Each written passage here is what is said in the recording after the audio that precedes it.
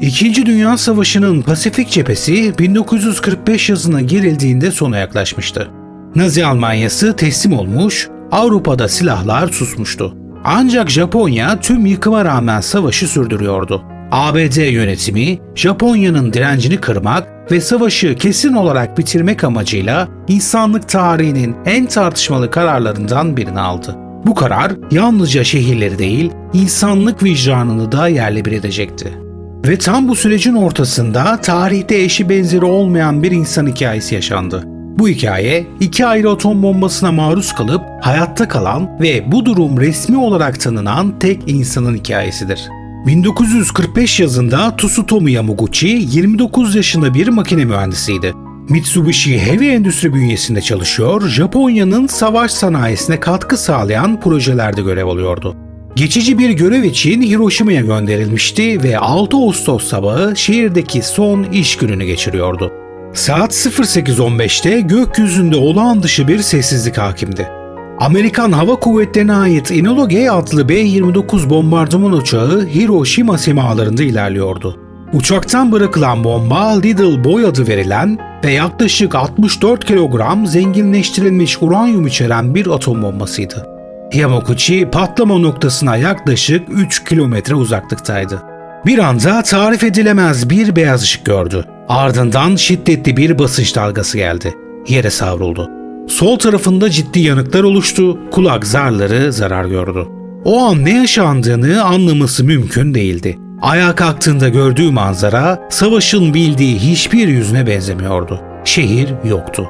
Binalar silinmiş, sokaklar tanınmaz hale gelmişti. İnsanlar yanmış, yaralanmış, suskun bir şekilde dolaşıyordu. Yamaguchi bu yıkımın ortasında hayatta kalmıştı ancak neye tanıklık ettiğini henüz bilmiyordu. O geceyi hayatta kalan az sayıda insanla birlikte bir sığınakta geçirdi. Ertesi sabah Hiroşima'da mucizevi şekilde çalışan tek bir tren hattı vardı. Yamaguchi ağır yaralı olmasına rağmen bu trene binmeyi başardı ve memleketi Nagasaki'ye doğru yola çıktı. Yaşadıklarının geride kaldığını sanıyordu ama yanılıyordu. 9 Ağustos 1945 sabahı Yamaguchi hala sarılı olan yaralarıyla birlikte Mitsubishi ofisine gitti. Yetkililere Hiroşima'da yaşananları anlatıyor, atom bombasının etkilerini tarif etmeye çalışıyordu. Ancak anlattıkları akıl almaz bulunuyor, kimse ona tam anlamıyla inanmıyordu. Saat 11:02'de Nagasaki semalarında ikinci bir Amerikan uçağı belirdi. Bu kez bırakılan bomba Fetman adı verilen plütonyum bazlı bir atom bombasıydı. Patlama gücü Hiroşima'dakinden bile fazlaydı. Yamaguchi patlama anında betonarme bir binanın içindeydi. Camlar patladı, sarsıntı şiddetliydi. Kalın duvarlar ölümcül radyasyonun büyük kısmını engelledi. Yamaguchi bir kez daha hayatta kalmıştı. Ayağa kalktı, sadece iskeleti kalan Mitsubishi bürosundan çıktı ve var gücüyle evine koştu. Evinin bir kısmı yıkılmıştı. Ailesinin ölmüş olabileceği düşüncesi zihnini sardı. Korktuğu neyse ki gerçekleşmedi. Eşi ve bebeği hayattaydı. Patlama gerçekleşmeden önce eşi ve bebeği Yamaguchi'nin yaraları için bir yağ bulmak amacıyla evden ayrılmıştı. Bomba atıldığında bir tünele sığınarak hayatta kalmayı başarmışlardı. Yamaguchi, Hiroşima'ya gidip patlamada yaralanmasaydı, eşi ve bebeği büyük ihtimalle evde olacak ve hayatlarını kaybedeceklerdi. Zaman geçtikçe radyasyonun etkileri kendini gösterdi. Saçları dökülmeye başladı, kollarındaki yaralar gangrene dönüştü ve sürekli kusuyordu. Tsutomu Yamaguchi ve ailesi 15 Ağustos'ta yer altındaki bir sığınakta radyodan Japonya İmparatoru Hirohito'nun teslim konuşmasını dinledi. Yamaguchi, The Times gazetesine yaptığı açıklamada o anı şu sözlerle anlattı. Bu konuda hiçbir şey hissetmedim. Ne üzgündüm ne de mutluydum. Çok ateşim vardı, hiçbir şey yiyemiyordum ve zorlukla su içiyordum. O zaman öteki tarafa gideceğimi düşündüm. Japonya, Nagasaki'den yalnızca 6 gün sonra teslim olmuş ve savaş sona ermişti. Ancak Yamaguchi ve ailesi için asıl mücadele yeni başlıyordu. Yanıklar, işitme kaybı ve kalıcı travmalar hayatının bir parçası haline geldi.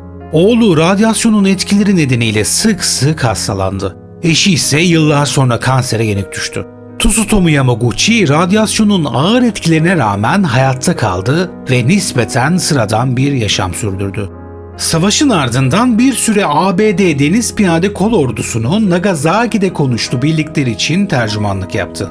Daha sonra yaklaşık 7 yıl boyunca İngilizce öğretmenliği yaptı ve ardından yeniden Mitsubishi'de çalışmaya başladı. Kariyerini tanker tasarımcısı olarak tamamladı. Yamaguchi yaşadıklarını uzun yıllar boyunca kamuoyuyla paylaşmadı. Sessizliğini ancak ilerleyen yaşlarında bozdu. Barış konferanslarına katıldı, nükleer silahların yasaklanması için çağrılarda bulundu. Atom bombalarının siviller üzerindeki etkilerini anlatmak onun yaşam misyonuna dönüştü. Tsutomu Yamaguchi 2 atom bombasına maruz kalıp hayatta kalan tek kişi değildi.